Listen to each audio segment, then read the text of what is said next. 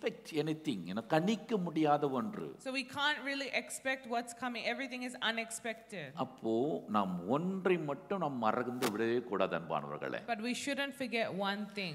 என்ன நடந்தாலும் எந்த சூழ்நிலையில் இருந்தாலும் நாம நிதானிக்க வேண்டும்.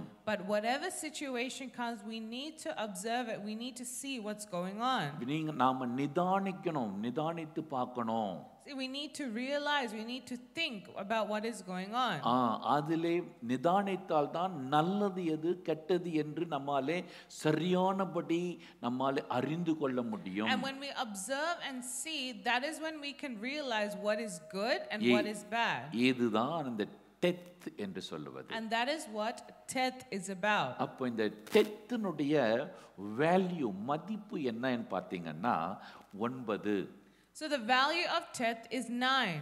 ஒரு குடும்பத்தில் ஒரு அந்த பெண்ணானவள் கருத்தரித்து பிள்ளையை பெற்றெடுக்கிறது 9 மாதங்களில். See, when you look at a woman who is pregnant, it takes her 9 months before she gives birth. அது இல்லாம இந்த 9 என்பது ஒரு ட்ரூத், உண்மையை என்பதை குறிக்கிறது. So when you look at the number 9, it denotes truth. இந்த ட்ரூத் என்ற சொல்லுக்கு ஹீப்ரூல எமெட் என்று சொல்வார்கள். So in Hebrew, for 9, for truth it is emet. எமெட் என்று சொல்வார்கள்.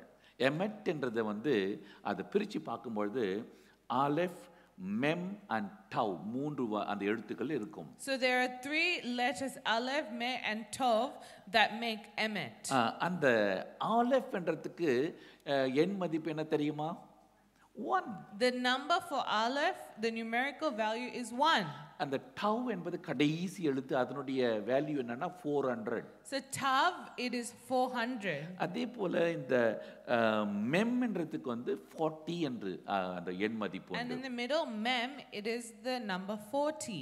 இந்த எல்லாத்தையும் கூட்டினீங்கன்னா ஆட் பண்ணீங்கன்னா 441 என்று வரும். So when you add all those 3 letters together, it's 441. அப்போ இது இந்த இதுல எண் மதிப்புல நம்ம கூட்டி பார்க்கும் பொழுது இது 4 + 4 + 1 9 9 தான் வரும். But when you take the first number of each of those values 4, 4 and 1, it equals 9. அப்போ இந்த டெத் என்று சொன்னால் அது உண்மை நிலையை நமக்கு வெளிப்படுத்துகிறது. And so from death we can see that truth comes. அப்போ நீங்க பாத்தீங்கன்னா அன்பானவர்களே, நம் ஆண்டவர் இந்த உலகத்திலே உண்மையும் நன்மையும் செய்கிற தேவன். See, our Lord, he is a God who is full of truth and he is a good God. ஆதியாகமத்திலே 1ஆம் அதிகாரம் 4வது வசனத்தை நீங்கள் சற்று படித்து பாருங்கள். Genesis chapter 1 verse 4, when we read that, வெளிச்சம் நல்லது என்று தேவன் கண்டார், வெளிச்சத்தையும் இருளையும் தேவன் வெவ்வேறாக பிரித்தார். And God saw the light that it was good, and God divided the light from the darkness. அங்கே ஏற்கனவே என்ன இருந்ததாம்? இருள் இருந்ததாம். So already there was darkness there. இப்போ ஆண்டவர் அந்த இருளை எடுத்து போட்டு வெளிச்சத்தை அங்கே கொண்டு வர விரும்புகிறார். And so you can see that God in verse 4, he saw the light and it was good, and it says he divided the light from the darkness. அப்போ அங்கதான் முதலாக ஆண்டவர் வெளிச்சத்திற்கும் இருளுக்கும் ஒரு டிஃபரன்ஸ், வேற்றுமையை கொண்டு வருகிறார். So it is in this verse, very first we can see in the Bible that God puts a distinction between light and darkness. அப்போ எப்பொழுதுமே அன்பானவர்களே, இந்த டெத் என்கிற ஒரு காரியம் நம்முடைய வாழ்க்கையோடு கூட அப்போ எல்லா நிலைகளிலும் நல்லது கெட்டது, இருள் வெளிச்சம், இப்படி ரெண்டாக இணைந்தது தான் வாழ்க்கை. And so when we look at death and we compare it to our life, that is what our life is about. It is where, as long as we are in this world, the light and the darkness, they go in our life together. Jason, can you display the death on the television, please? Work பண்ணலையா? சரி, okay, that's fine. அப்போ நீங்கள் பார்த்தீங்கன்னா இந்த death என்கிற Isaiah, okay, இந்த death என்கிற அந்த லெட்டர் நீங்கள் பார்க்கும் பொழுது ஒரு பூ ஜாடி தலைக்கீழ கவுத்து வச்ச மாதிரி இருக்கும். So you look at the death, it's like a flower vase that has been put upside down. அப்போ இது எதை குறிக்குதுன்னா, அந்த ஜாடி போன்ற அந்த வாழ்க்கைக்குள்ள எல்லாமே அடங்கி இருக்கு, நன்மையும் தீமை எல்லாமே அடங்கி இருப்பதை இது குறிக்கிறது. So it kind of represents how our life, it's all, whether good or bad, it's all put into this one vessel. அதே மாதிரி இந்த டெத் நீங்க பார்க்கும் பொழுது 2 அந்த ஹீப்ரு லெட்டர்ஸ் இதுல அடங்கி இருக்கு. So there's 2 Hebrew letters in Teth. அந்த இடது பக்கத்துல ஜாயின் என்று சொல்லுவாங்க. அந்த நம்ம போன முறையே பார்த்தோம் இல்லையா, போன வாரத்துக்கு முந்தின வாரத்தில் அந்த ஜாயின் அது அங்க இருக்கும். So you can see the letter Zion is there, which is what we went through 2 weeks ago. அதுக்கப்புறம் இந்த பக்கம் வந்து காஃப், இந்த ரைட் ஹேண்ட் சைடுல இருக்குது காஃப்னு சொல்லுவாங்க. And the right hand side they call it Kof. அப்போ இந்த ஜாயின் என்றது என்னன்னா நம்ம வந்து நுகம் என்று பார்த்தோம். So Zion, it was yoke. அந்த நுகமாக இருக்கிற இயேசு கிறிஸ்து, அந்த நுகத்து மேல எப்பவுமே ஒரு கிரீடம், அவர்தான் இயேசு கிறிஸ்து. See, you can see there is a yoke, and on top of that it is a crown which represents Jesus Christ. காஃப் என்று சொன்னால் உள்ளங்கை என்று அர்த்தம். So Kof is like the inside of the hand, the palm of the hand. நாம் எல்லோரும் அந்த cough என்கிற அந்த இயேசு கிறிஸ்துவினுடைய உள்ளங்கையில் நாம் அடங்கி இருக்கிறோம். And so we as children of God are all inside the palm of God, of Jesus Christ. அப்ப அந்த ராஜாதி ராஜாவுக்கு முன்பதாக இது பாத்தீங்கன்னா அப்படியே வணங்குன மாதிரியாக இருக்கும். And so it's like we are bowing down to the King of Kings. பாருங்க, அப்ப ஹீப்ரு அந்த லெட்டர் ஒவ்வொன்றுக்குள்ளேயும் எவ்வளவு அர்த்தங்களை உள்ளடக்கி அதை வைத்திருக்கிறதை நம்ம பார்க்கலாம். And when we break this down, how amazing is it that in these Hebrew letters, a language given by God, there is so much meaning there. அப்போ நாம் அவரையே பணிந்து அவர் ஒருவருக்கு மட்டுமே நாம் முழு ஆராதனை செய்ய வேண்டும் என்பதையும் இது குறிக்கிறது. And so it denotes that we need to fully submit ourselves to God and fully give him worship. இது நம்முடைய வாழ்க்கையில எல்லாவற்றையும் கிறிஸ்து இயேசுவுக்குள்ளே மட்டும்தான், அவராலே மட்டும்தான் ஆகும் என்கிற ஒரு தீர்மானத்தை நமக்கு எடுத்து காண்பிக்கிறது. And so it is also to confirm and to again declare that it is only through Jesus Christ all things can be done, all things are possible. இந்த ஒரு இன்ட்ரோடக்ஷனோடு கூட நாம இந்த சங்கீத பகுதிகளை நாம் இப்பொழுது வாசிக்க போகிறோம். And with that introduction we are going to go through the next stanza of Psalm 119. நாம் எல்லாரும் எடுத்துக்கொள்ளலாம். சங்கீதம் 119 எடுத்துக்கிட்டு 65 இருந்து 72 வரைக்கும் இன்றைக்கு நாம் படிக்க போகிறோம். So we are going to read Psalm 119 verse 65 all the way to 72. Brother படிக்கும்போது நீங்களும் கூடவே அதை படிச்சிட்டு வாங்க. Let us all read together. கர்த்தாவே, உமது வசனத்தின் படி உமது அடியேனை நன்றாய் நடத்தினீர். உத்தம நிதானிப்பையும் அறிவையும் எனக்கு போதித்தருளும். உம்முடைய கற்பனைகள் பேரில் விசுவாசமாய் இருக்கிறேன். நான் உபத்திரவப்படுவதற்கு முன் வழி தப்பி நடந்தேன். இப்பொழுதோ உம்முடைய வார்த்தையை காத்து நடக்கிறேன். தேவரீர் நல்லவரும் நன்மை செய்கிறவருமாய் இருக்கிறீர். உமது பிரமாணங்களை எனக்கு போதியும். அகங்காரிகள் எனக்கு விரோதமாய் பொய்களை பிணைக்கிறார்கள். நானோ முழு இருதயத்தோடு உம்முடைய கட்டளைகளை கைக்கொள்வேன். அவர்கள் இருதயம் நிதனி துணித்துக் கொள்கிறது. நானோ உம்முடைய வேதத்தில் மனமகிழ்ச்சியாய் இருக்கிறேன். நான் உபத்திரவப்பட்டது எனக்கு நல்லது. அதனால் உமது பிரமாணங்களை கற்றுக்கொள்கிறேன்.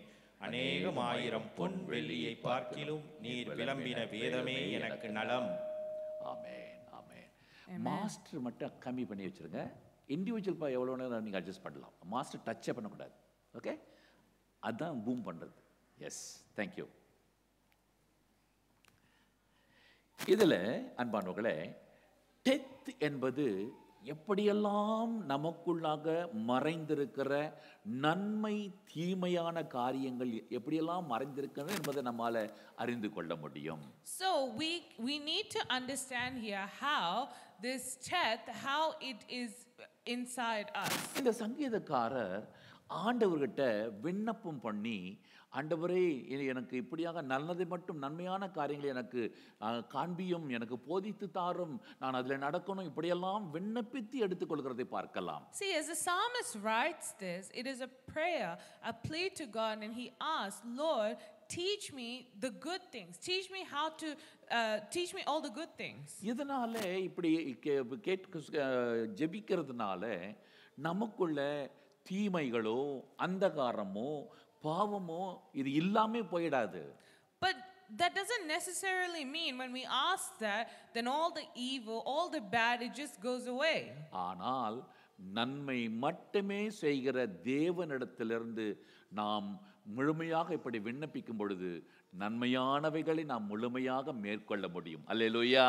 Hallelujah. But what it in turn means is when we look to God who is all good, where there's no evil in him, when we look to him and pray to him, we can then come up to be good children of God. அப்ப முதலாவது அன்பானவர்களே நாம் பார்க்கிறது என்னன்னா, ஆண்டவர் நம் தேவன் நமக்கு எப்பொழுதும் நன்மை செய்கிற தேவன். So the first thing we're going to look at here, how God has always done good to us. அங்கே அந்த 65 66 வசனங்களை பார்க்கும் பொழுது அங்க சொல்லப்பட்டிருக்கிறது, கர்த்தாவே உமது வசனத்தின்படி உமது அடியேனை நன்றாய் நடத்தினீர். உம்முடைய வசனத்தின்படியாக உம்முடைய அடியேனை நீர் நன்றாக நடத்தினீர். உத்தம நிதானிப்பையும் அறிவையும் எனக்கு போதித்தருளும். உம்முடைய கற்பனைகளின் பேரில் விசுவாசமாயிருக்கிறேன். உம்முடைய கற்பனைகளின் பேரில் நான் விசுவாசமாயிருக்கிறேன் என்று சொல்கிறது. You have dealt well with your servant, O Lord, according to your word. Teach me good judgment and knowledge, for I believe your commandments. ஆண்டவர் முதலாவது அவருடைய வசனத்தின்படி அவர் நன்றாக நடத்துகிறார் என்று 65வது வசனத்திலே பார்க்கிறோம். So in verse 65 it is revealed here that the Lord deals with us according to his word. ஆண்டவர் முதலாக அன்பானவர்களே ஏதேன் தோட்டத்தை அங்கே உருவாக்கினார். So we see in the book of Genesis the way God created the Garden of Eden. மனுஷனை ஆண்டவர் படைத்து அந்த ஏதேன் தோட்டத்திற்குள்ளாக கொண்டு வந்து அவனை அமர்த்தினார்.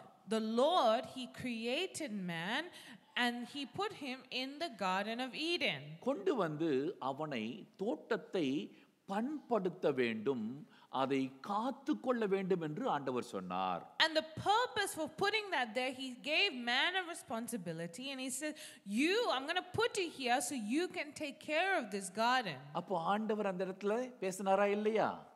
பேசியிருக்கிறார். அல்லேலூயா. So God spoke at that time. தோட்டத்தில் அதே வேளையில் ஆண்டவர் இன்னொரு காரியத்தையும் பேசினார்.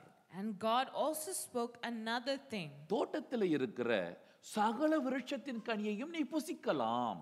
And he says you can eat all the fruit that is in this garden. ஆனால் நன்மை தீமை அறியத்தக்க அந்த விருட்சத்தின் கனியை மட்டும் நீ புசிக்க வேண்டாம். But the fruit of the tree of knowledge of good and evil, do not take that fruit. அப்படி நீ புசிக்கும் நாளிலே நீ சாகவே சாவாய் என்று ஆண்டவர் சொன்னார். Because if you eat that fruit, surely you will die. இதை ஆண்டவர் சொல்லும் பொழுது அந்த வேளையிலே ஏவாள் உருவாக்கப்படவில்லை. And when he said this, Eve was not yet formed. அதற்கு பிறகு ஏவாள் நிச்சயமாக உருவாக்கப்பட்டாள். And it was later Eve was formed. அந்த வேளையிலே நான் நினைக்கிறேன் ஆதாம் ஏவாளுக்கு அடிக்கடி சொல்லியிருப்பார். And I believe that Adam would have reminded Eve many times. அதோடு கூட மட்டுமில்லாமல் பகலின் குளிர்ச்சியான வேளைகளிலே எப்பொழுதும் ஆண்டவர் அவர்களோடு கூட உலாவிக் கொண்டு பேசிக்கொண்டே இருந்திருப்பார். And see, it does say in the Bible that the Lord, he was among them, he was in the midst of them, walking alongside with them. இப்படி அவர்களோடு உலாவி அவர்களோடு கூட அவர் அதிகமான காரியங்களை வசனித்து அவர்களை நடத்தி கொண்டு வந்தார். And so definitely we can see that the Lord, he would have taught them, he would have told them many of his words. பாருங்க, அப்போ இந்த ஏதேன் என்கிற தோட்டமாகிய டெத்துக்குள்ள நல்ல ஆண்டவர் முதலாக படைத்த நல்ல மனிதன் இவர்கள் மட்டும்தான் அங்கே இருந்தார்கள். And so we can see in the Garden of Eden, in this Teth, the Lord, he created the first man and woman, this Adam and Eve. இப்போ அந்த டெத்துக்குள்ள சர்ப்பமானது உள்ளே வருகிறது. But in this Teth, in this vessel, now a serpent has come.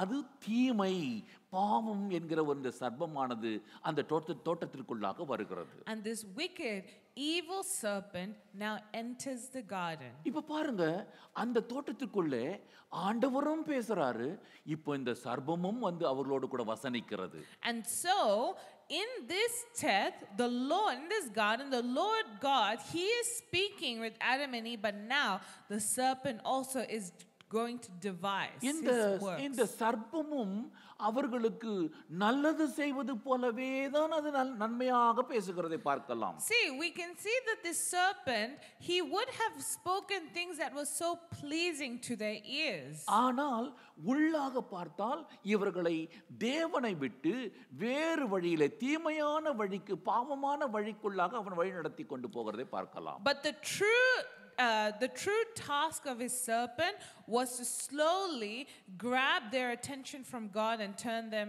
to him. அதனால்தான் இந்த death என்கிற நன்மை தீமை அறியத்தக்க அந்த ஒரு விருட்சத்தை ஆண்டவர் கொண்டு வந்து அந்த ஏதேன் தோட்டத்தின் நடுவில் வைத்திருந்தார். And so that is why the Lord put this in the middle of the garden, this tree, the tree of good and evil. அப்ப பாருங்க, தந்திரமாய் இந்த பிசாசானவன் ஏவாளை வஞ்சிக்கிறான். And so the devil, the serpent, he is now tempting Eve. அவளை அந்த கனியை சாப்பிட வைத்து பாவம் செய்ய வைக்கிறான். He is trying to make her eat the fruit and sin. அதோடு கூட ஆதாமும் அவளோடு கூட சேர்ந்து அவர்கள் ரெண்டு பேருமே தவறி போகிறார்கள். And so after that, both Adam and Eve, they have fallen into sin. ஆனாலும் தீமையிலும் நன்மை செய்கிற தேவன் நம்முடைய தேவன். அல்லேலூயா.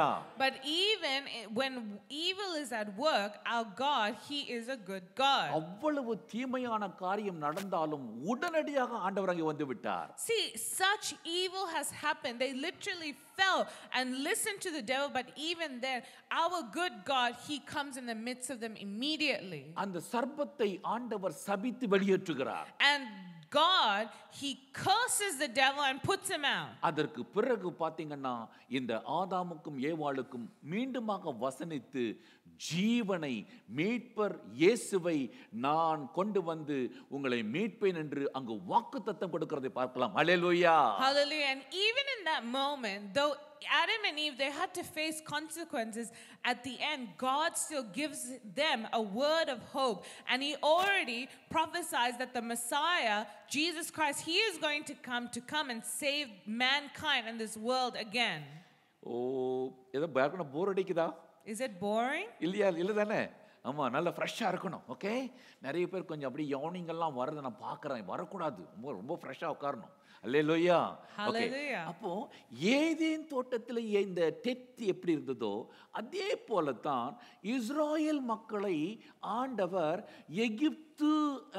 எகிப்திலிருந்து அவர்களை வெளியே கொண்டு வருகிறதை நம்ம பார்க்கலாம். So we saw before Teth, we can kind of see that the Garden of Eden is like that Teth.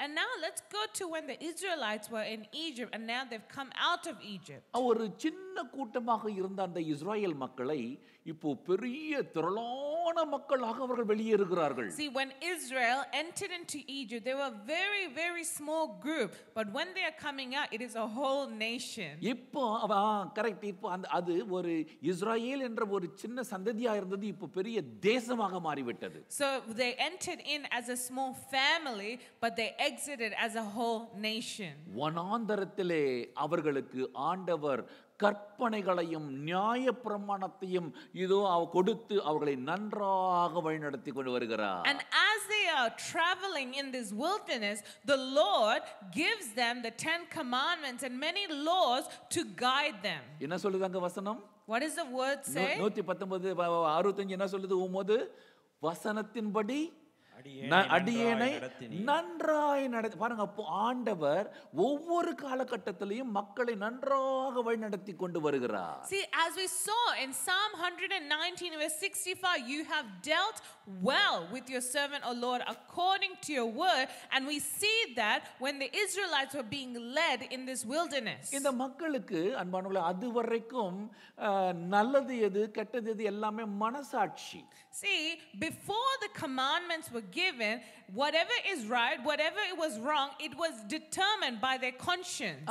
அப்போ இப்பதான் ஆண்டவர் அவர்களுக்கு பிரமாணத்தை கொடுத்து இது செஞ்சா பாவம், இது செஞ்சாதான் சரி என்று சொல்லி கரெக்டா அவர்களுக்கு விளங்கப்படுத்தி காண்பிக்கிறார். And now the Lord, he has given them certain commandments, certain laws that clearly tell them and distinguish what is right and what is wrong. உபாகமத்தில் வரும் பொழுது மோசே அவர்களுக்கு சொல்றாரு, உங்க கையிலேயே ஆண்டவர் ஆசீர்வாதத்தையும் சாபத்தையும் கொடுத்து வச்சிருக்கார் என்று சொன்னார். In Deuteronomy, Moses tells the people, in your hand the Lord has given you both the blessing and a curse. அப்போ இதே போலத்தான் இந்த டெத் என்கிற நம்முடைய வாழ்க்கையில அன்பானவர்களே ஆசீர்வாதமும் சாபம் ரெண்டுமே இணைந்துதான் இன்றைக்கு போய் கொண்டிருக்கிறது. And so even in our life today we also have the blessing as well as the curse as we are walking. அவருடைய வசனங்கள் தான் நம்மை வழிநடத்தி கொண்டு போகிறது. See, it is his word that guides us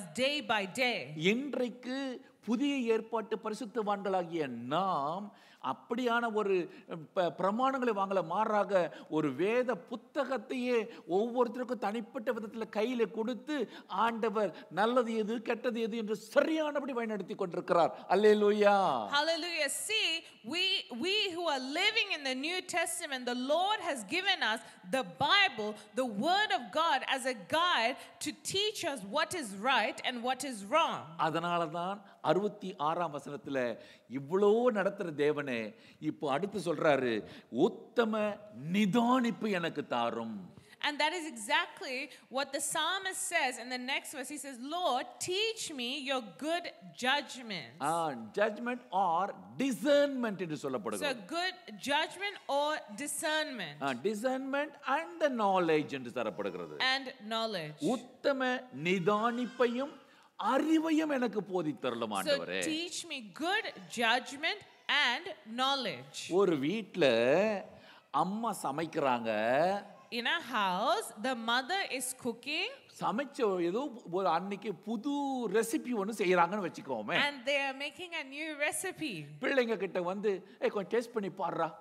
And they come to the children and say, come taste the food. நேத்து அப்படித்தான் இந்த குரக்கன் மால ஒரு ரொட்டி சுட்டிருந்தாங்க. So yesterday Pastor Amma, she made like this iron roti. அது பார்க்கிறதுக்கு கருப்பா இருந்துச்சு. And it was like black. Elijah வந்தாரு. Elijah came. கொஞ்சம் டேஸ்ட் பண்ணி பாருடா. And my mama said, Elijah, taste it. He says, he says, disgusting. நல்ல டேஸ்டா இருக்குடா.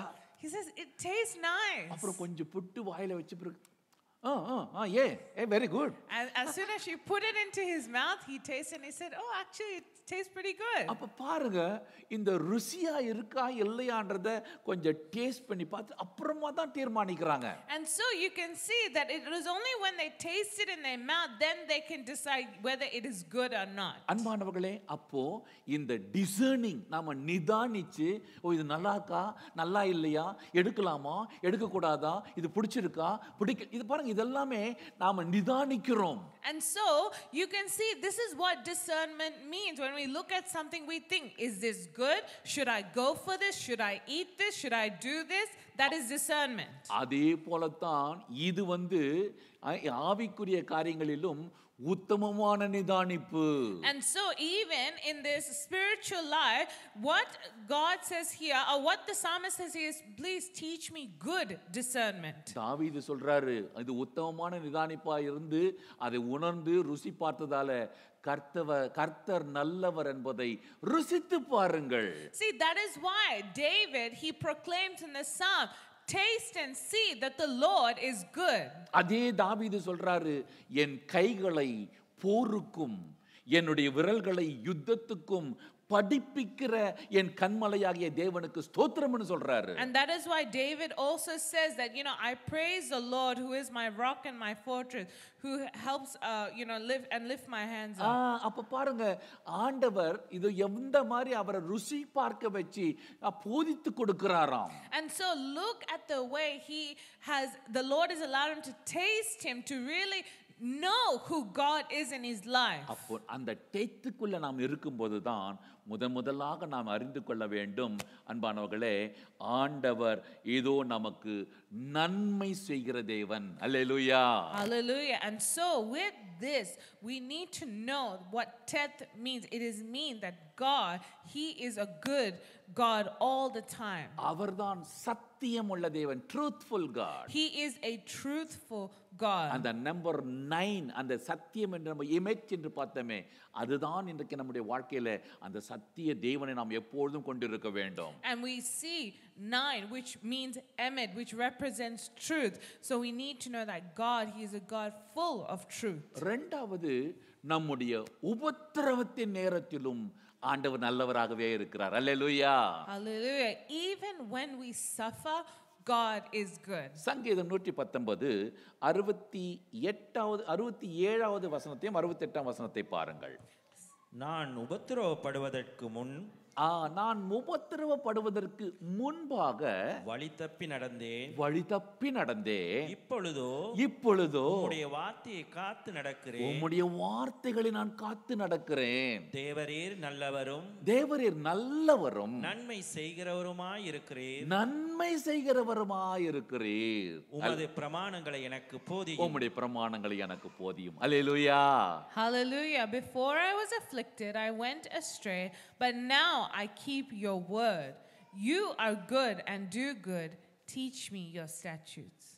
அன்பான தேவனுடைய பிள்ளைகளே, இன்றைக்கு இந்த 2025ல இருக்கிறோம். நம்ம இந்த காலகட்டத்தில் இருக்கிற பிள்ளைகளுக்கு நாம் நல்ல வசதிகளோடு கூட, கை நிறைய சம்பாதனையோடு கூட எவ்வளவோ நம்முடைய வாழ்க்கையை சொஃபிஸ்டிகேட்டடாக நம்ம நடத்தி கொண்டிருக்கிறோம்.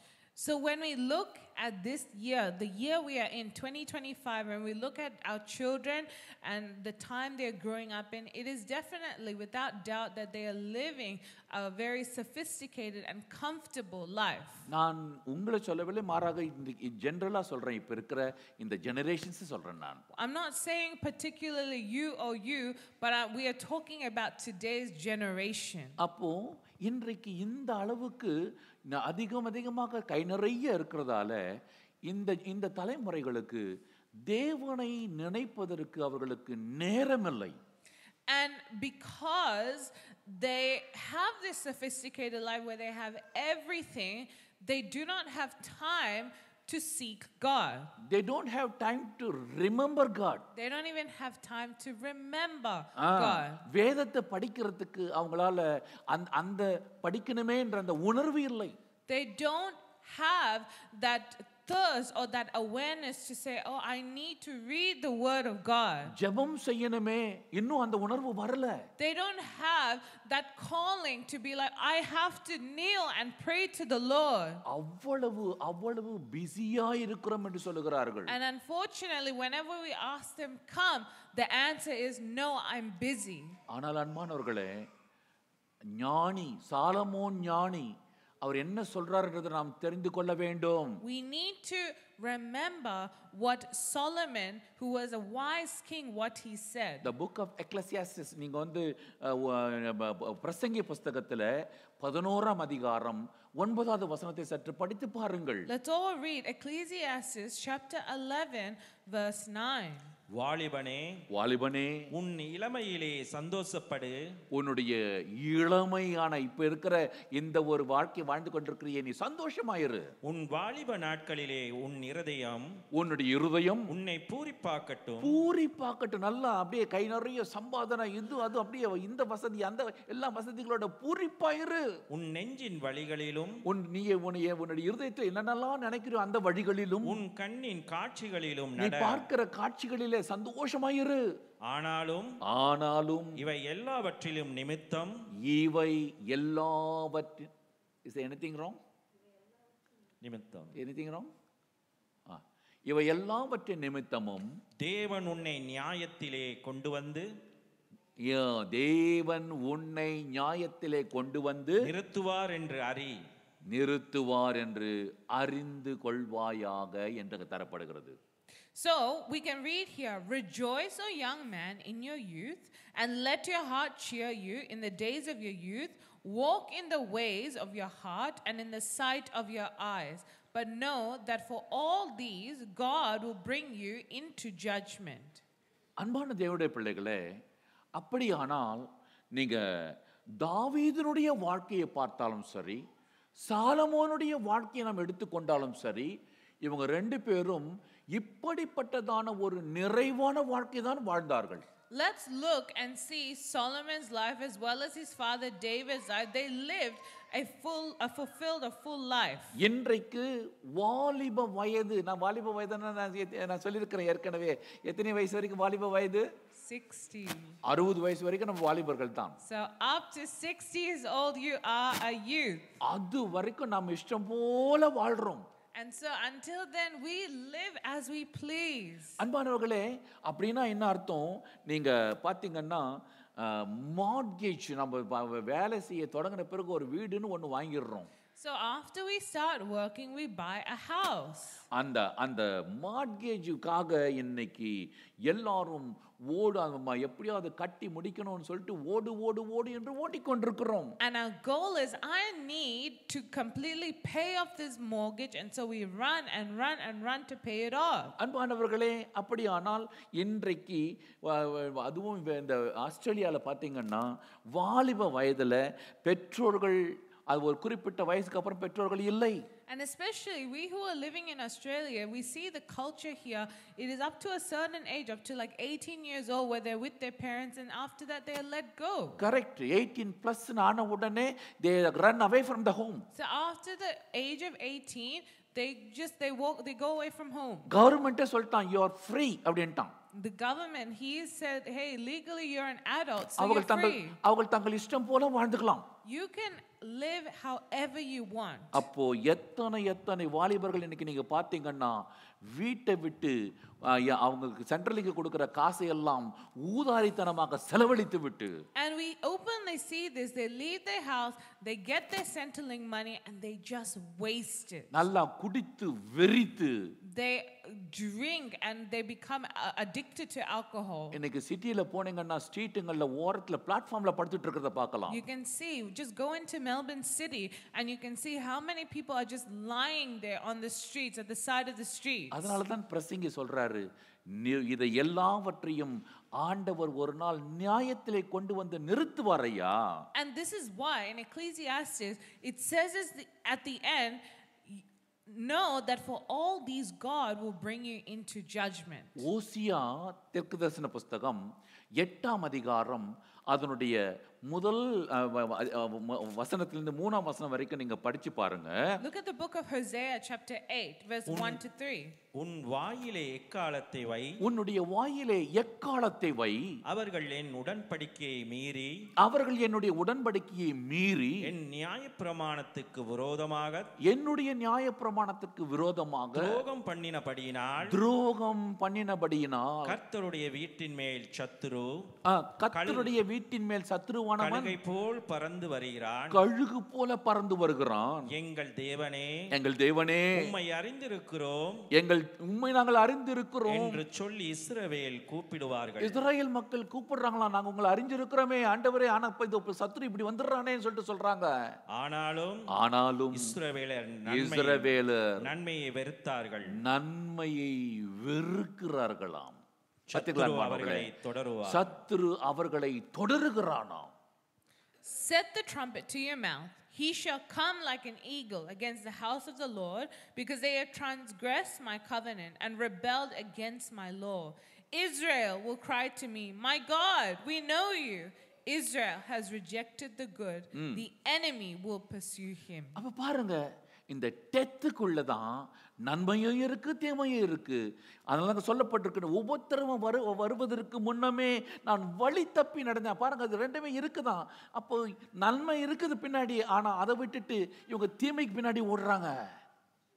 See, we see in Teth, both the evil and the good are inside that. But even here, as it says that the Lord, He has already made a way for us to follow that good. But what do? We leave that way and we just chase the evil. அதனால தான் அதே அந்த பிரசங்கத்தில் அந்த அதிகாரத்தில் ஓசியா அந்த 8ஆம் அதிகாரத்தில் பார்க்கும் பொழுது இல்லை பிரசங்கத்தை சொல்கிறேன். உன்னுடைய இருதயத்திலிருந்து நீ உன் சஞ்சலத்தையும் உன் மாம்சத்திலிருந்து தீங்கையும் நீக்கி போடு, இளவயதும் வாலிபமும் மாயையேன்னு பிரசங்கி சொல்றார். See, and Solomon in the book of Ecclesiastes, he later on says, you need to remove the iniquity and all these bad things away from you. The enjoyments of your youth, they are all vanity. They are all empty. ஒரு நாள் வரப்போகிறது. There is a day is going to come. அந்த நாட்கள் தீங்கு நாட்கள். And it is going to be a very hard and evil time. நமக்கு பிரியமே இல்லாத வருஷங்களாக இருக்கும். So, we are living in a... We don't like those years. So, we will not like those years. அப்படினா என்ன அர்த்தம் தெரியுமா?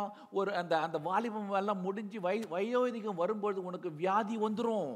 It is true. When we start to age, when we come across from the youth age, we start to feel sick.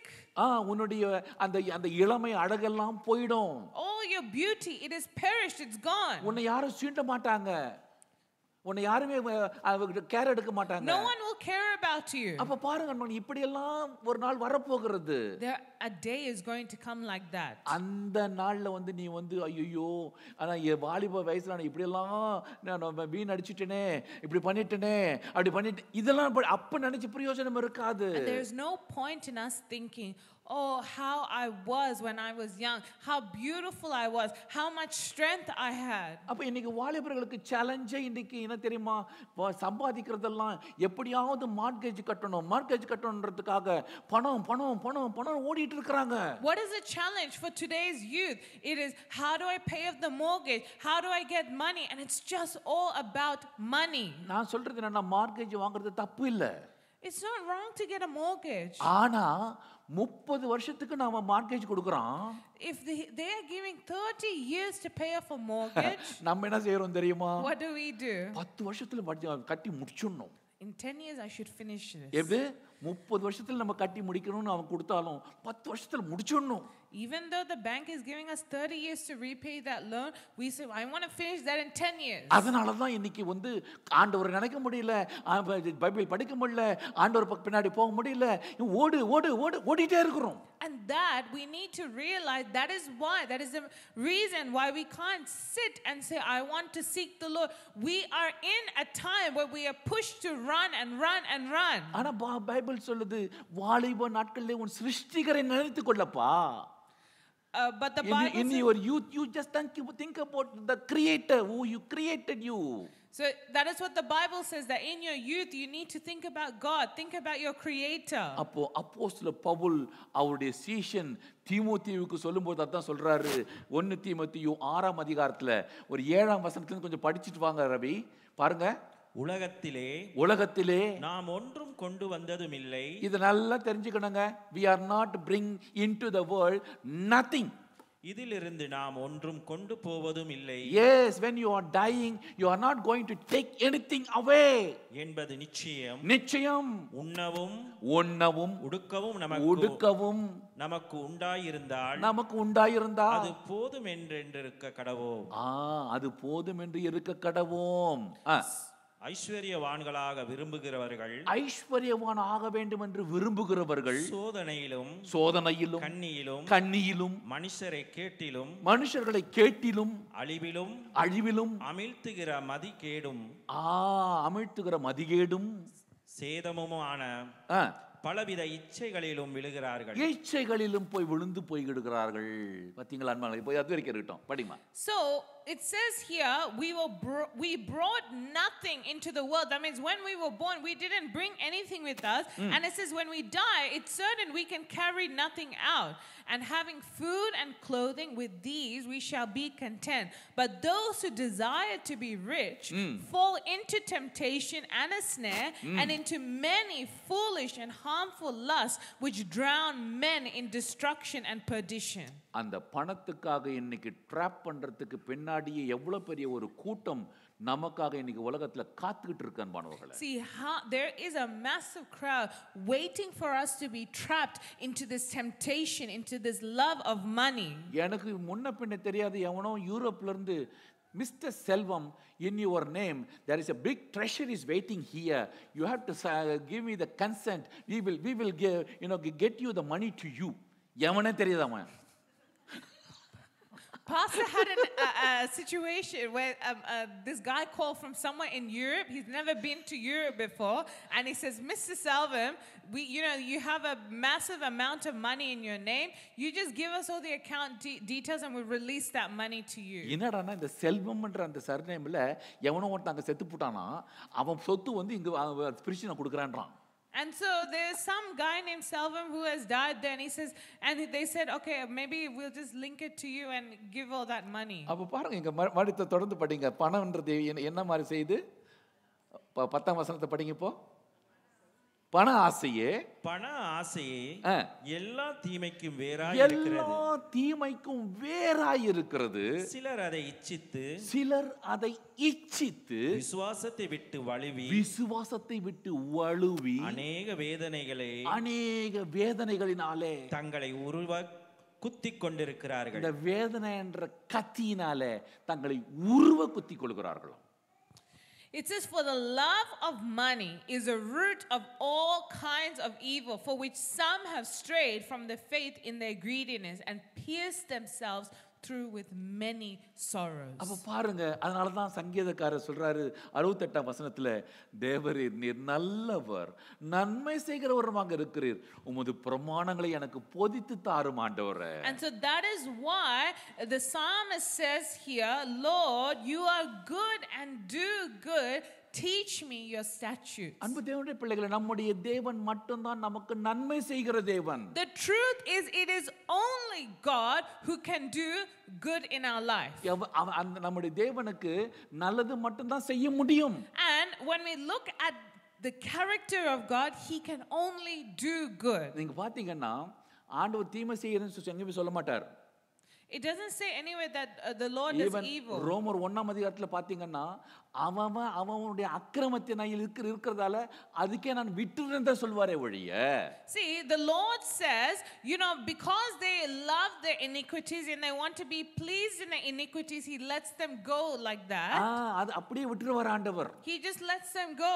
ஆனால் ஆண்டவர் கெடுதி பண்ண மாட்டாரு. But the Lord himself won't push us to do that evil. நாம் அவரை அறிந்து அவர்கிட்ட வரும் பொழுது இறங்குகிற தேவன் நம்முடைய தேவன். அல்லேலூயா.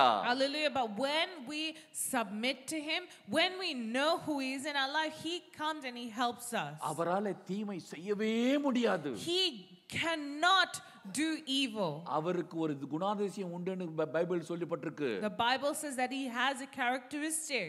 அவர் தீமையை பார்க்காத சுத்த Kannan. His eyes are holy, his eyes are sanctified, he cannot see evil. ஆனா ஒன்னு செய்வார் ஆண்டவர். But God does one. நம்மள அந்த நல்ல வழிக்கு கொண்டு வரதுக்கு சிட்சிப்பாராம். To make us to go on that good path, he chasten us. The Lord does allow us to be chastised. He is like a father. நம்முடைய அப்பா மாதிரி அவர். He is our father. அது எபிரேயர் 12ஆம் அதிகாரத்துல 5ஆம் வசனத்துல பார்த்தீங்கன்னா 7ஆம் வசனம் வரைக்கும், என் மகனே அன்றியும் என் மகனே கர்த்தருடைய சிட்சையை அற்பமாக எண்ணி விடாதே. அவரால் கடிந்து கொள்ளப்படும் போது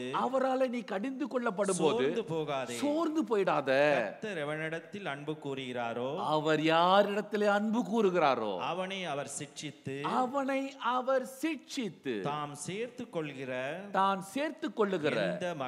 எந்த மகனையும் தண்டிக்கிறார் என்று பிள்ளைகளுக்கு சொல்லுகிறது போல உங்களுக்கு சொல்லி இருக்கிற புத்திமதியை மறந்து விட்டீர்கள். அடுத்த வசனம் படிச்சிருங்க. நீங்க இந்த சிட்சையை சகிக்கிறவர்களாய் இருந்தால் தேவன் உங்களை புத்திரராக எண்ணி தேவன் உங்களை நம் ஒவ்வொருவரையும் புத்திரராக எண்ணி நடத்துவார். தகப்பன் சிட்சியாத புத்திரன் உண்டோ? அல்லேலூயா. Hallelujah. So how does the Lord chastise us? In Hebrews chapter 12 verse 5 to 7 it says, and you have forgotten the exhortation which speaks to you as to sons. My son, do not despise the chastening of the Lord, nor be discouraged when you are rebuked by him. For whom the Lord loves, he chastens and scourges every son whom he receives. If you endure chastening, God deals with you as with his sons. For what son is there whom a father does not chasten? அப்ப இந்த death டெத்துக்குள்ள நன்மையும் உண்டு தீமையும் உண்டு அன்பானவர்களே. So in death we can see there is both good and evil. இந்த தீமை நம்ம ரொம்ப ஜாலியா வாலிப நாட்கள் அதை ரொம்ப நம்ம என்ஜாய் பண்ணி அதுக்குள்ள போறதால் தான் உபத்திரவத்தை கொண்டு வருகிறது. And so it is because in that youth time we are so focused on enjoying in all the pleasures and lust the world has to offer, we go into tribulation. ஆனால் அவருடைய வார்த்தை என்கிற அந்த நல்ல பொக்கிஷத்தை நாம சேர்த்து வைக்க இந்த தீமையெல்லாம் நம்மளை விட்டு விலகி ஓடிட்டே இருக்கும். But if we stop and we concentrate on starting to gain the heavenly treasures and trying to seek the things above, we see that the evil starts to go away from us slowly. அதனால தான் அப்போஸ்தலர் பேதுரு எழுதும்போது சொல்வாரு, கொஞ்ச காலம் நீங்க பாட அனுபவிக்கிறீங்க. That is why Peter says you are going to suffer just for a little while, for a moment. இந்த கொஞ்ச காலம் நீங்க பாட அனுபவிக்கிறதால ஏதோ ஆண்டவர் தாமே இந்த சூழ்நிலையிலும் உங்களை ஒவ்வொருவரையும் அவருடைய வசனத்தினாலே உங்களை சீர்படுத்தி ஸ்திரப்படுத்தி பலப்படுத்தி வழிநடத்துவாராக என்று சொல்கிறார். But even though it is for a moment you are in this tribulation, don't be discouraged, because the Lord Jesus Christ, he will strengthen you, he will make you bold, he will lead you. மூன்றாவதாக நாம் பார்க்கும் பொழுது உபத்திரவத்தின் வேளைகளிலும் ஆண்டவர் நல்லவராக தான் இருக்கிறார். அல்லேலூயா. See, in the times of persecution, God is good.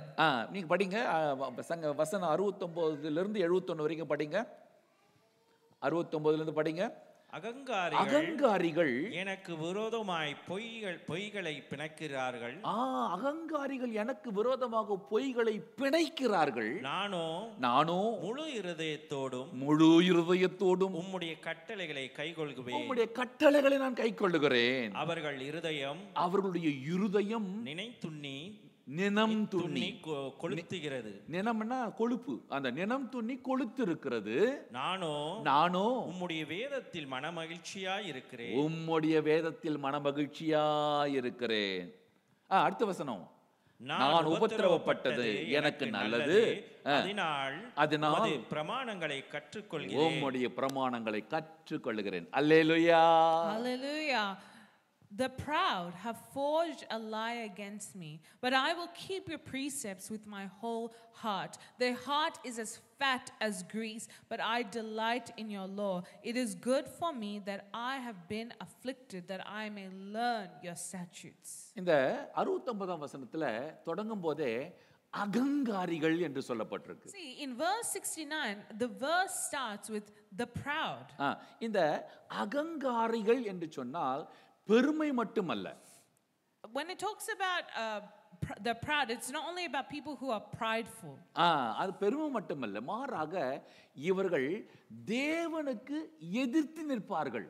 But when it talks about the proud, it is people who are against God. தேவனை அவமதிப்பார்கள். They despise God. எனவேதானே இவர்கள் அகங்காரிகள் என்று சொல்லப்படுகிறது. And so that is why they say here that they are the proud. அவர்களுக்கு சத்தியம் எது உண்மை எது நல்லா தெரியும். They know what is the truth and what is evil. ஆனாலும் தேவனுக்கு விரோதமாக பொய்களை பிணைப்பார்களாம். But it says that they forge a lie even against God. எப்படி? நல்லா தெரிஞ்சு நல்லா அறிஞ்சு போ இதெல்லாம் என்ன வாழ்க்கை, அவரு எல்லாம் சத்தியத்தில் வாழ்ந்து எல்லாம் நம்மளுக்கு என்ன வாரியா கொடுத்துட்டு போறாரு பாருங்க. அப்போ இல்லாத பொய்களை போட்டு பிணைச்சு நம்ம இஷ்டத்துக்கு வாழ்ந்து கொள்றதுக்கு போயிடுவோம். See, these type of people, they know the word. In fact, some of them have even tasted how good God is, but their mind is, what benefit am I going to get in this world by following God, by following his word? And so with knowing that, they walk away from God. மோசேயும் ஆரோனும் தூங்காதீங்க, கொஞ்சம் உஷாரா இருங்க. மோசேயும் ஆரோனும் இஸ்ராயேல் மக்களை வழிநடத்தி கொண்டு வருகிறார்கள். Moses and Aaron lead the people of Israel out of Egypt. இப்போ நீங்க பாத்தீங்கன்னா அந்த வனாந்தரத்துல தாத்தான்னு ஒருத்தனும் அபிராமன்னு ஒருத்தனையும் அவன் ஒரு குரூப் சேர்த்துக்கிட்டான். 200-300 பேரை குரூப் சேர்த்துக்கிட்டு வந்து மோசே முன்னாடி வந்து நிற்கிறான். This guy named Dathan and Abiram, they form a group and then they are standing against Moses and Aaron. அவங்களுக்கு முன்னாடி வந்து என்ன மாதிரி பொய் எல்லாம் பிணைக்கிறான் தெரியுமா? படிச்சு பாருங்க. எண்ணாகமம் 16ஆம் அதிகாரம் 3ஆம் வசனத்தை படிங்க. மோசேக்கும் ஆரோனுக்கும் விரோதமாக கூட்டம் கூடி அவர்களை நோக்கி நீங்கள் மிஞ்சி போகிறீர்கள். எப்படி ரொம்ப மிஞ்சி போறியா நீ? மிஞ்சி போகிறீர்கள். சபையார் எல்லாரும் பரிசுத்தமானவர்கள். சபை இந்த இஸ்ராயேல் கூட்டம் எல்லாம் பரிசுத்தமானவர்கள். கர்த்தர் அவர்கள் நடுவில் இருக்கிறாரே. இப்படி இருக்க கர்த்தருடைய சபைக்கு மேலாக உங்களை ஏன் உயர்த்துகிறீர்கள்? உங்களை ஏன் பாருங்க, என்ன மாதிரி கர்த்தருக்கு விரோதமா அப்படியே பொய்களை பிணைக்கிறார்கள் இருக்குதே. அப்படி எப்படி பிணைக்கிறாங்க பாருங்க. So in Numbers chapter 16 verse 3, look at the way Dathan and Abiram they speak against them. So it says they gathered together against Moses and Aaron and said to them, you take too much upon yourselves, for all the congregation is holy, every one of them, and the Lord is among them. Why then do you exalt yourselves above the assembly of the Lord? பாருங்க, இவங்க கண்குட்டி செய்வாங்களாம். They make the calf. சாப்பாடு இல்லைன்னா முறுமுறுப்பாங்களாம். They complain and grumble when there's no food. இவங்க வந்து கல்லெடுத்து அடிக்கிறது வரைக்கும் கூட போவாங்களாம். And they come to a time when they want to throw stones at people. ஆனா இவங்களை மட்டும் ஒண்ணும் சொல்லிட கூடாது. But we shouldn't say anything. அதனால தான் வந்துட்டு ரொம்ப மிஞ்சி போறியா நீ? யார லீட் பண்றவங்களே நீ ரொம்ப மிஞ்சி போற நீ. And then after they look at the people who are leading them, who are humbling them, and they say to them, hey, you think you're better than us? இந்த நாங்க எல்லாம் ரொம்ப பரிசுத்தவான்கள். எப்படி என்ன பச்சை போய் இவ்வளவு பண்ணிட்டு பரிசுத்தவானா? They say, see, we are holy. What? After all these things they did, after Moses cried for them for every sin, they says we are holy. அன்பானவர்களே, அப்ப பாருங்க எந்த அளவுக்கு இவங்க தேவனுடைய வழிகளில் தான் போய் நிற்கிறாங்க, ஆனாலும் பொய்களை பிணைக்கிறார்கள். See, the Lord is good in giving them people to lead them, to guide them, and yet they stand there and falsely accuse. ஆனா இந்த மோசேயும் ஆரோனும் முழு இருதயத்தோடு கர்த்தருக்கு கீழ்ப்படியிருந்தால் தான் அப்படியே சாஷ்டாங்கமாவே விழுறாங்க. But do you know what Moses and Aaron did? It said that they heard this and they fell on their faces. எருசலேமினுடைய அலங்கம் இடிக்கப்பட்டு போயிருந்துச்சு. The city of Jerusalem, it was destroyed. இப்போ நெகேமியா வந்து எல்லா அலங்கத்தெல்லாம் கட்டி முடிச்சிட்டு வரான். And Nehemiah, he's built the wall and he's come. அப்ப பாத்தீங்கன்னா இன்னும் வாசல் மட்டும் தான் போடலாங்க. It's only the gate. Gate doesn't fixed yet. The gate is not fixed yet. அது வரை அப்போ இந்த தோபியா, சன்பல்லாத், அரேபியன் கேஷேம் இவங்க எல்லாம் கேள்விப்பட்டு போறாங்க. And now Tobias and Sanballat, they all come and they're asking him questions. வந்துட்டு இதுபா நம்ம கொஞ்சம் பேசலாம் வரியா? And he goes, hey, let's talk, come here. பாத்தீங்களா? அப்போ இவங்களுக்கு என்னன்னா இவங்களுக்கு எதிரடையாக ஏதாவது பொய்யை போட்டு பிணைச்சி இவங்களை வேலையை செய்ய விடாம தடுக்கணும். Why? Because they want to somehow disrupt the works that they're going to do. 4 முறை அனுப்புறான். 4 முறை இவர் சொல்லிட்டார், நெகேமியா சொல்லிட்டாரு, இந்த பார்ப்பா நாங்க செய்யற வேலை பெரிய வேலை. And they tried to make him come 4 times, but every time Nehemiah said, the work I'm doing, it is a big job. எங்களால வர முடியாது. I can't come. 5வது முறை என்ன பண்றான், இவன் ஆளை அனுப்புறதோட கூட கையில ஒரு மொட்டை கடிதாசி கொடுத்து அனுப்புறான். Letter. So then after the 5th time they go and they are sending a letter. It is a blind letter. And it's a blind letter. ஏன் மொட்டை கடிதாசின்னு சொல்றேன்னா கீழே யார் எழுதுனானா பேர் கூட அவங்க போடல அதுல. So it's anonymous. They don't even know who wrote it. பாருங்க, நீங்க படிச்சு பாருங்க. நெகேமியா 6ஆம் அதிகாரம் 6வது வசனத்தை கொஞ்சம் படிங்க. நெகேமியா நீரும் யூதரும் கலகம் பண்ண நினைக்கிறீர்கள் என்றும் அதற்காக நீர் அலங்கத்தை இந்த கலகம் பண்றதுக்காக தான் நீங்க அலங்கத்தை கட்டிட்டு இருக்கீங்க என்றும் இவ்விதமாக நீர் அவர்களுக்கு ராஜாவாக நீ தான் ராஜா இல்ல கிங் ஆவறதுக்காக இதெல்லாம் பண்ணி கிடக்குற. அப்படி எப்படி போட்டு பிணைக்கிறான் பாருங்க. அடுத்தது 7ஆம் வசனம். யூதாவிலே ஒரு ராஜா இருக்கிறார் என்று உம்மை குறித்து எருசலேமிலே கூறுகிற தீர்க்கதரிசிகளையும் அடேங்கப்பா உனக்கு சப்போர்ட் பண்றதுக்கு தீர்க்கதரிசி சம்பாதிச்சுக்கிட்டேன் அப்படின்றான். ஓகே, அடுத்தது சம்பாதித்தீர் என்றும் புறஜாதிகளுக்குள்ளே பிரஸ்தாபமாய் இருக்கிறது கஷ்முவும் அப்படி சொல்றான். இப்போதும் இந்த செய்தி ராஜாவுக்கு போய் எட்டுமே. எப்பே மொட்டை கடைதாசி போய் அங்க எட்டுமே. ஆகையால் நாம் ஒருவரோடு ஒருவர் அதனால என்ன செய்யலாம், இந்த பாரு டைரக்டா போனா உனக்கு வந்து நிறைய ஃபைன் கிடைக்கும். அதனால நம்ம இங்கேயே டீல் பண்ணிக்கலாம். எப்படி வந்து நம்ம டீல் பண்ணிக்கலாம். நாம் ஒருவரோடு ஒருவர் ஆலோசனை பண்ணுவதற்காக நீர் வர வேண்டும் என்று எழுதி இருக்கிறதாம். S. So Sanballat sends a servant with this open letter or this anonymous letter. So this is what is written.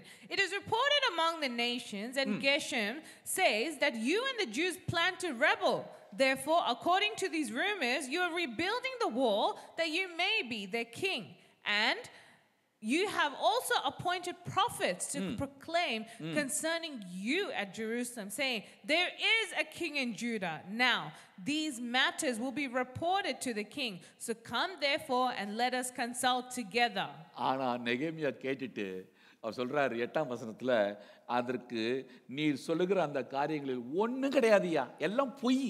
But Nehemiah, he replies and he says, no such thing as you say are being done. அவைகள் எல்லாம் உம்முடைய மனோராஜ்யமே ஒழிய வேறு ஒன்றுமல்ல என்று சொல்றாரு. But you invent them in your own heart. அப்ப பாருங்க, இந்த பொய் மேல பொய்களை ஊதி தள்ளுறதுக்குனே ஆளு நிறைய இருப்பான். And so there are a lot of people where they lie and lie and lie. ஆள் அனுப்புறான், மொட்டை கடைதாசி அனுப்புறான்.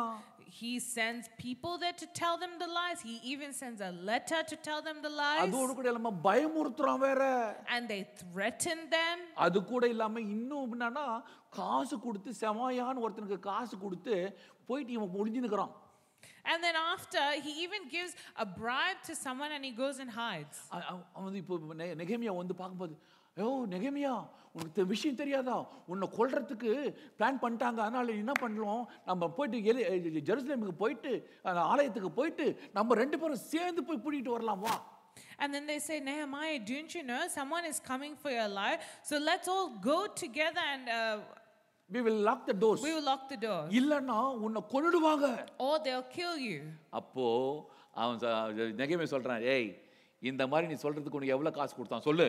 And then Nehemiah says, how much money did they give you to tell me this? இன்றைக்கும் அன்பு தேவனுடைய பிள்ளைகளே, இதே போல நம்மை குலைக்கிறதுக்காகவே, நம்ம வாழ்க்கையை உருக்குலைக்கிறதுக்காகவே பொய்களை பிணைக்கிற எத்தனை பேர் நம்ம எதிரடியா வந்து நிற்கிறான்றத நாம் உணர்ந்து கொள்ள வேண்டும். So even in our life today, how many times the devil has sent even through people to tell lies about us, to try and put us down. நமக்கு தெரியாது, இது ஒரு evil spirit.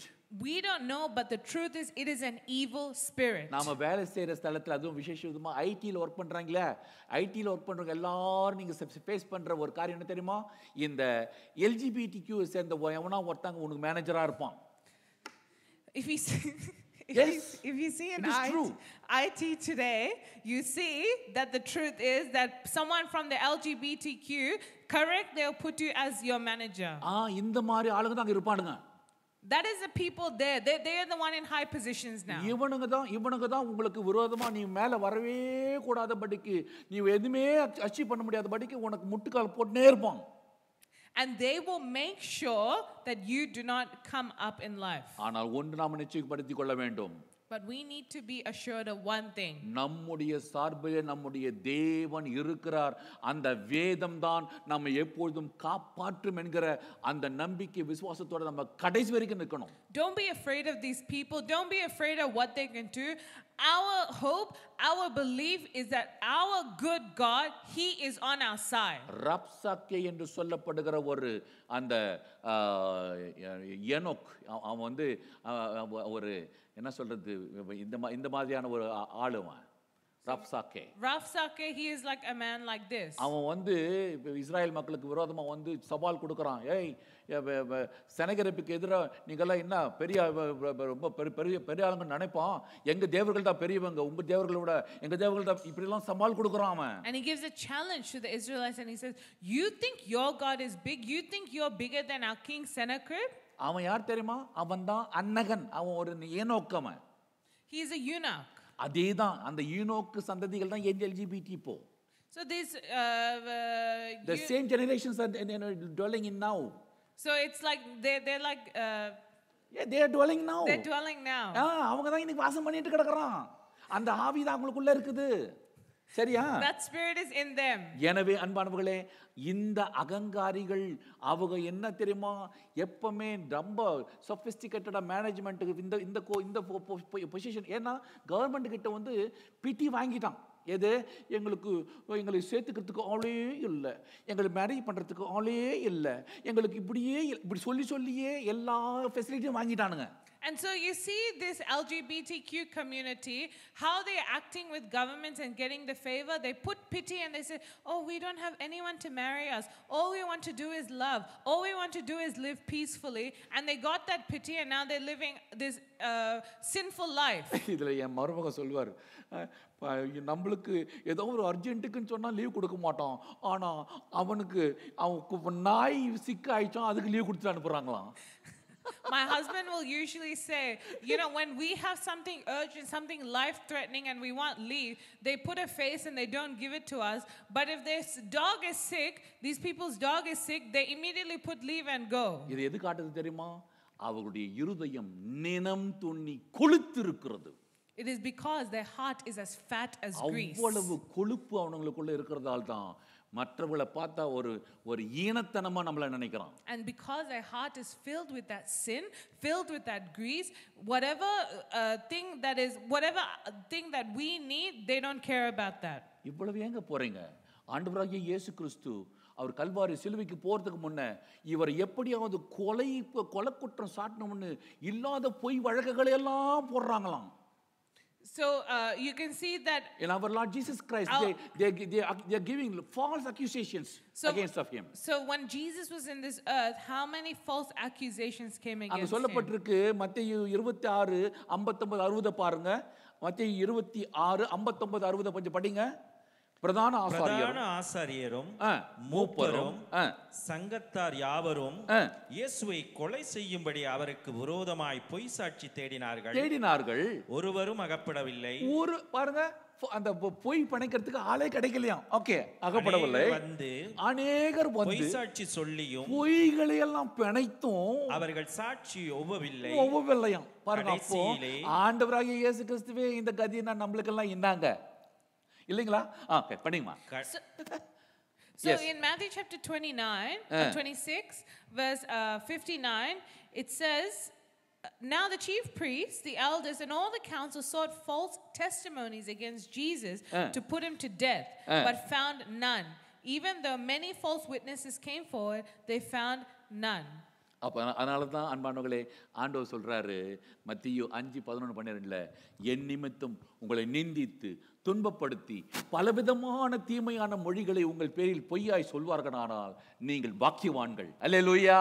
Hallelujah. Blessed are you when they revile and persecute you and say all kinds of evil against you falsely for my sake. Rejoice and be exceedingly glad. சந்தோஷப்பட்டு களி கூறுங்கள், பரலோகத்தில் உங்கள் பலன் மிகுதியாக இருக்கும்னு சொல்றார். So don't be afraid, don't be discouraged when they falsely accuse you and point the fingers at you, but instead, Jesus himself says, be joyful, be exceedingly glad. அதனால தான் தாவீதுக்கு விரோதமாகவும் எவ்வளவோ பொய்யான காரியங்களை பணச்சி அவனை கொல்றதுக்கு வழி தேடினாலும் அவன் சொல்றான் இந்த இடத்துல, ஆண்டவரே நானும் உம்முடைய வேதத்திலே எப்பொழுதும் மனமகிழ்ச்சியாய் இருக்கிறேன். அல்லேலூயா.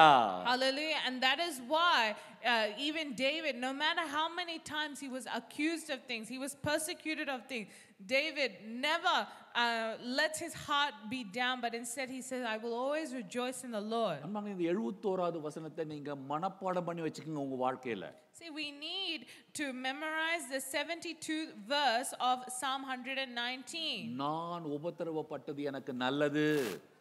It is good that I was persecuted. அதனாலே உம்முடைய பிரமாணங்களை நான் கற்றுக்கொண்டேன்.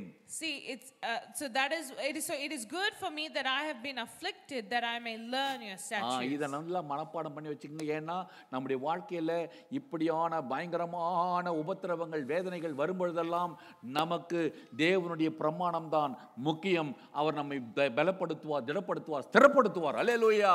Hallelujah. So in times when we are afflicted, in times when life gets hard, we need to turn and remember the Lord's word, the Lord's statutes in our life. அப்போ கடைசியா நான் சொல்லி முடிக்கிறேன். எல்லாவற்றை பார்க்கிலும் கர்த்தருடைய வார்த்தை மட்டும்தான் நல்லது. அல்லேலூயா. And the fourth point is, out of everything, God's word is good. எதையெல்லாம் தெரியுமா? வசனம் சொல்லுது, 72ஆம் வசனம், அநேகம் ஆயிரம் பொன் வெள்ளியை பார்க்கிலும் நீர் விளம்பின வேதமே எனக்கு நலம். அல்லேலூயா. Hallelujah. The law of your mouth is better to me than thousands of coins of gold and silver. அப்ப கர்த்தருடைய வேதம் அது பொன்னை பார்க்கிலும் வெள்ளியை பார்க்கிலும் மிகவும் விலையேற பெற்றது. See, then thousands and thousands of coins and silver, the Lord's word is way better. காரணம், யோவான் சுவிசேஷத்தை எழுத ஆரம்பிக்கும் பொழுதே ஆதியிலே வார்த்தை இருந்தது, அந்த வார்த்தை தேவன் இடத்தில் இருந்தது, அந்த வார்த்தை தான் தேவன். அல்லேலூயா. Hallelujah. In John chapter 1 verse 1, we all know this. It says, in the beginning was the word, and the word was with God, and the word was God. இந்த வார்த்தைக்குள்ளே ஜீவன் இருக்கிறது. In this word there is life. அந்த ஜீவன் மனுஷர்களாகிய நாம் எல்லோருக்கும் வெளிச்சமாக இருக்கிறதா. And this word gives all of us the light. அப்போ அன்பானவர்களே, எனவேதானே இந்த ஒரு வேதத்தை நாம எல்லாவற்றை பார்க்கிலும் மிக முக்கியமாக வைக்க வேண்டும். And so it is so important in our daily life. The first priority, the first importance is to give it to the word of God. நீதிமொழிகள் 4ஆம் அதிகாரம் 20வது வசனத்தையும் 22 வரைக்கும் கொஞ்சம் படிங்க பார்க்கலாம். என் மகனே, என் மகனே, என் வார்த்தையை கவனி, என் வார்த்தைகளை கவனி, என் வசனங்களுக்கு உன் செவியை சாய். அப்ப என் வசனங்களுக்கு செவியை அப்படின்னா இந்த வார்த்தை வேதமானது.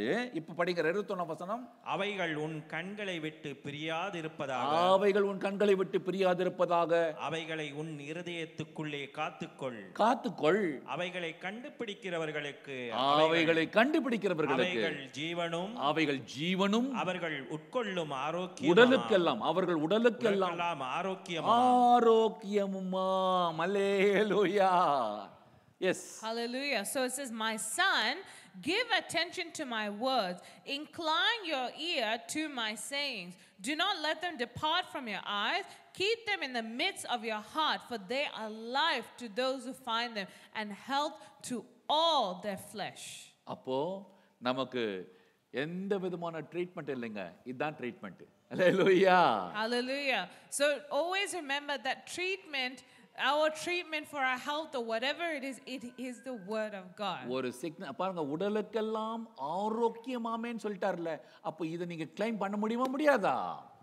Amen. See, the Lord clearly puts here, it is strength and it is health to all their flesh. So can't we proclaim this even when we are sick? அன்பானவர்களே, நான் ஒன்று சொல்றேன், நீங்க இந்த பைபிளை மேலோட்டமா படிச்சீங்கன்னா இது வெறும் book.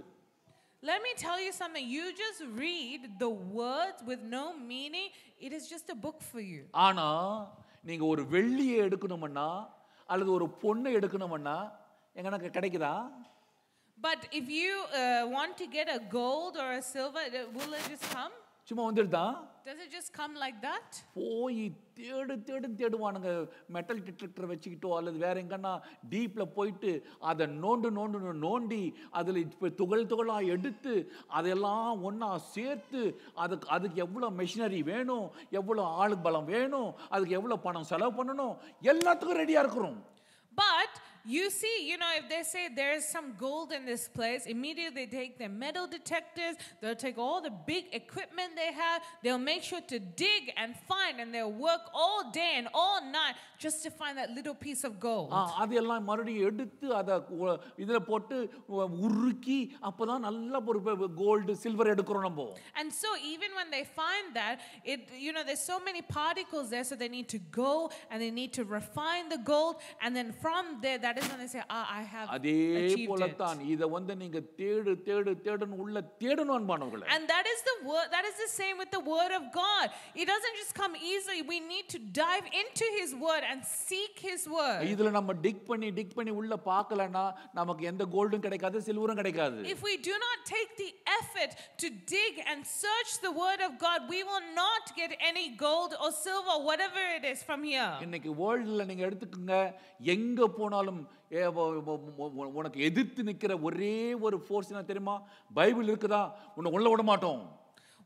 Whenever someone wants to be against you, all you need to do is hold the Bible, and they will make sure that they will be against you. Communist கண்ட்ரில எல்லாம் அண்டர்கிரவுண்ட் சர்ச் தான் இருக்குறோம். That is why you see in these communist countries, they are having underground churches. நீ Bible வச்சிருந்தா உடனே உன்னை hang பண்றேன்றான். Because he said you will be publicly executed, you will be publicly hanged if I see a Bible in your hand. ஏன்னா பிசாசுக்கு தெரியும் இது எவ்வளவு எல்லாவற்றை பார்க்கலாம் எவ்வளவு precious ன்னு சொல்ல அவனுக்கு தெரியுது. Because even the devil knows how precious and how truthful and powerful the word of God is when we start to dig into it. ஆனா இன்னைக்கு நமக்கு இந்த ஒரு உணர்வு வரணும் அன்பானவர்களே. But today we need to have that thirst in ourselves. எனவே இந்த டெத் என்று சொல்லப்படுகிற அந்த ஒரு நம்முடைய அந்த ஒரு வாழ்க்கைக்குள்ள நன்மையும் உண்டு தீமையும் உண்டு. And so we need to see death. In our life we have both good and evil. ஆனால் நன்மையானதையே நல்லதையே நாம் தேவனிடத்திலிருந்து பெற்றுக்கொள்ள அவரிடத்துல நாம் போய் அவரிடத்துல நாம் அதிகமாக கற்றுக்கொள்ள வேண்டும். But if we desire to get good, we need to only go to one who is our Lord God. He is a good God, and it is through Him that we learn His statutes. அதை கற்றுக் கொடுக்கிற அந்த வேதம் தான் நமக்கு கூடவே இருக்கிறதால நாம் எப்பொழுதும் ஆசீர்வாதமாக இருப்போம். அல்லேலூயா. Hallelujah. And so when we read the word of God, the statutes that the Lord has given us, surely our life will be good, it will be fruitful. எனவே ஆண்டவர் இன்னைக்கு அவர் எப்பொழுதும் நல்லவர்னு பேசியிருக்கிறார். So today the Lord has declared that He is a good God all the time. அப்போ நமக்கு நன்மை செய்கிற தேவன். Emmanuel please come. He is a God who has done good for us. நாம் உபத்திரவப்படும் போதெல்லாம் நமக்கு நன்மை மட்டுமே ஆண்டவர் செய்வார். When we suffer, God does good in our life. நம்முடைய உபத்திரவத்தின் வேளையிலும் அவர் நல்லவராகவே இருக்கிறவர். Even when we are persecuted, whether it is our job, whatever it is, He is a good God. எல்லாவற்றை பார்க்கிலும் ஆண்டவருடைய வார்த்தை நல்லதாக தான் நமக்கு இருக்கிறது. அல்லேலூயா. And out of everything in this world, it is only God's word that is good. Thank you. நம்ம எழுந்து நின்று தேவ சமூகத்திலே நம்ம ஒரு நிமிடம் அப்படியே ஒப்பு கொடுக்கலாமா? Thank you Lord. இயேசு நல்லவர், இயேசு வல்லவர், என்றென்றும் மாறாதவர், அவர் என்றென்றும் மாறாதவர். இயேசு நல்லவர், இயேசு வல்லவர், என்றென்றும் மாறாதவர், அவர் என்றென்றும் மாறாதவர். குருடரின் கண்களை திறந்தவர், அவர் நல்லவர் நல்லவரே. செவிடரின் செவிகளை திறப்பவர், அவர் நல்லவர் நல்லவரே.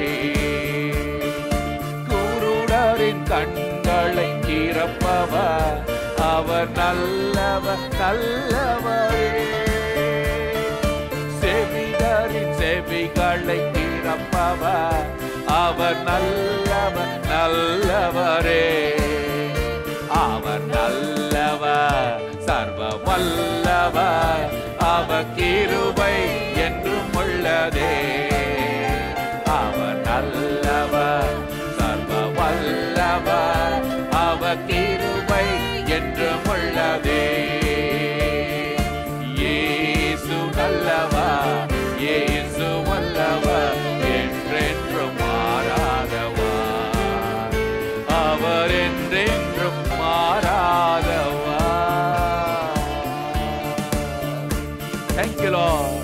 Hallelujah. Hallelujah. அன்பின் பரலோக பிதாவே, Dear Heavenly Father, இந்த நல்ல காலை வேளைக்காக நன்றி we செலுத்துகிறோம். thank you for this morning. ஆண்டவரே, இந்த தெத் என்று சொல்லப்படுகிற இந்த காரியத்தில் நாங்கள் நன்மையானதையும் செம்மையானவைகளையும் இன்றைக்கு கற்றுக்கொள்ள கிருபை தந்தீர். Lord, you have taught us what death is, and to learn how to attain the good and best things. ஆண்டவரே, எங்களுக்கு எப்பொழுதும் நன்மை செய்கிற தேவனாக நீர் இருக்கிறீர். Lord, you are a God who always does good to us. எங்களுடைய வாழ்க்கையில எவ்வளவோ சூழ்நிலைகளில் நாங்கள் உபத்திரவப்படுகிறோம். Lord, how many times we have suffered in our life. இந்த உபத்திரவத்தின் வேளைகளிலும் ஆண்டவரே, நாங்கள் உம்மை விட்டு எங்கேயோ பிரிந்து போயும் இருக்கிறோம். But Lord, even in that suffering, we have gone away from you. ஆனாலும் உம்முடைய வார்த்தைகள் எங்களை ஆண்டவரே சரியானபடி வழிநடத்தி கொண்டு வருகிற தயவுக்காக ஸ்தோத்திரம் அப்பா. But we praise you because it is your word that brings us back. ஆண்டவரே, அகங்காரிகள் எங்களுக்கு விரோதமாக பொய்களை பிணைக்கிற ஒரு உலகத்தில் நாங்கள் வாழ்ந்து கொண்டிருக்கிறோம். Lord, we are living a life of persecution. ஆனாலும் உம்முடைய வேதம் மட்டுமே எங்களுக்கு மனமகிழ்ச்சியாக இருக்கத்தக்கதாக இந்த வேதத்திலேயே நிலைநிற்க செய்கிறமைக்காக நன்றி ஆண்டவரே. But we thank you, Lord, for telling us that when we abide in your word, then we need to rejoice and be exceedingly glad. ஆண்டவரே, வேதம் சொன்னது போல நான் உபத்திரவப்பட்டது நல்லது, அதனால உம்முடைய பிரமாணங்களை நான் கற்றுக்கொள்கிறேன் என்று சொல்லு. See, as David says, Lord God, it is good that I am afflicted so that I can teach, so that I can learn your statutes. தேவனே, இந்த உம்முடைய வேதம் எல்லாவற்றை காட்டிலும் எங்களுக்கு மிக மிக உன்னதமானதாக விலையேற பெற்றதாக வைத்திருக்கிறமைக்காக நன்றி சொல்றோம்ப்பா. Lord, thank you, God, more than anything in this world. Thank you, Lord, for showing us what goodness is, what complete goodness is. வந்திருக்கிற ஒவ்வொரு பிள்ளைகளையும் நீர் ஆசீர்வதியும். Lord, I pray you bless every single person who has come to church today. ஆண்டவரே, இந்த பிள்ளைகளுடைய வாழ்க்கையில இந்த வேதமே இவர்களுக்கு ஆண்டவரே சுகத்தையும் பலத்தையும் ஆரோக்கியத்தையும் ஆசீர்வாதங்களையும் கொண்டு வருவதாக. Lord, I pray and believe that everyone who truly meditates and read your word, that they will bring them strength, it will bring them health to their bones and to their flesh. ஆண்டவரே, இந்த அருமையான பிள்ளைகளுக்கு அப்பா எல்லா விதமான தீமைகளுக்கும் எல்லா சர்ப்பத்தினுடைய சூழ்ச்சிகளுக்கும் விலக்கி காத்துக்கொள்ள வேண்டுமா ஜெபிக்கிறோம். Lord, we want to rebuke the works of the devil, the bondages of the devil and of the serpent in Jesus' name. எல்லா துதிகன மகிமைகளையும் உங்க ஒருவருக்கே நாங்கள் கொடுக்கிறோம். We give you all the glory, honor and praise, Almighty God. இயேசு கிறிஸ்துவின் வல்லமையுள்ள நாமத்திலே கேட்கிறேன் நல்ல பிதாவே. In Jesus' name we pray. Amen. Amen. Amen. Amen. நாம் எல்லோருமாக இணைந்து சொல்லலாம். என் ஆத்துமாவே கர்த்தரை ஸ்தோத்திரி, என் முழுமே அவர் பரிசுத்த நாமத்தை ஸ்தோத்திரி. என் ஆத்துமாவே கர்த்தரை ஸ்தோத்திரி, அவர் செய்த சகல உபகாரங்களை என்றென்றும் மறவாதே. அவர் அக்கிரமங்களை எல்லாம் மன்னித்து உன் நோய்களை எல்லாம் குணமாக்கி உன் பிராணனை அழிவுக்கு விலக்கி மீட்டு உன்னை கிருபையினாலும் இரக்கங்களினாலும் முடிசூட்டி நன்மையினால் உன் வாயை திருப்தியாக்குகிறார். அழுக்கு சமானமாய் உன் வயது திரும்ப வாழ வயது போலாகிறது. ஒடுக்கப்படுகிற யாவருக்கும் கர்த்தர் நீதியையும் நியாயத்தையும் செய்கிறார். ஆமேன். ஆமேன். கர்த்தர் தாமே நம்மை ஒவ்வொருவரையும் ஆசீர்வதித்து நம்மை காக்க கடவர். கர்த்தர் தம்முடைய முகத்தை நம்மில் பிரகாசிக்க பண்ணி நம்மில் கிருபையாய் இருக்க கடவர். கர்த்தர் தம்முடைய முகத்தை நம்மில் பிரசன்னமாக்கி நமக்கு சமாதானம் கட்டளையிட கடவராக. நம்முடைய கர்த்தராகிய இயேசு கிறிஸ்துவின் கிருபையும் பிதாவாகிய தேவனுடைய அன்பும் பரிசுத்த ஆவியானுடைய ஐக்கியமும் அவர் வருகை மட்டும் எந்நாளும் நல்ல கர்த்தராகவே இருந்து நம்மை வழி நடத்துவாராக. ஆமென் ஆமென். மாரநாதா, இயேசு வருகிறார். மாரநாதா, இயேசு வருகிறார். அமர்ந்து கொள்ளலாம். மிக்க பிள்ளைகளுடைய அந்த பிரசன்டேஷனை பார்த்து நம்ம ஒரு பார்த்து நம்ம வாழ்த்து சொல்லிக் கொள்வோமாக.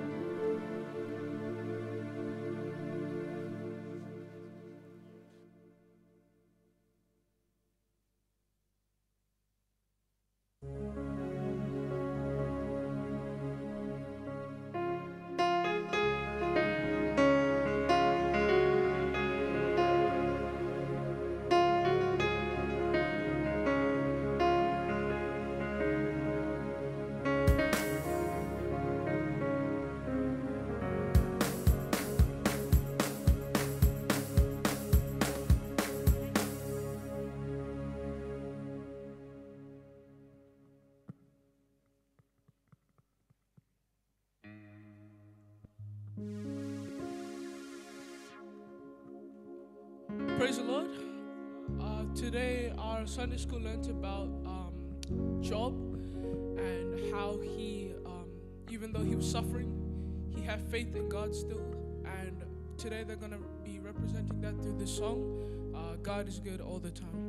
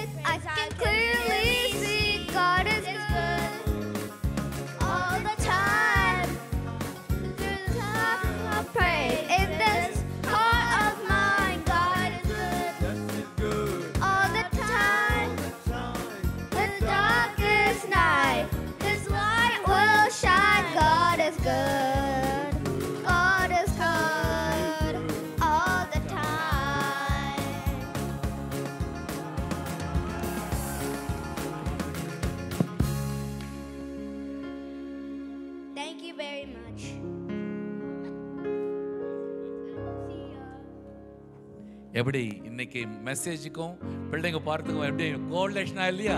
கர்த்தர் பேர் நல்லவர். ஆமென். அல்லேலூயா.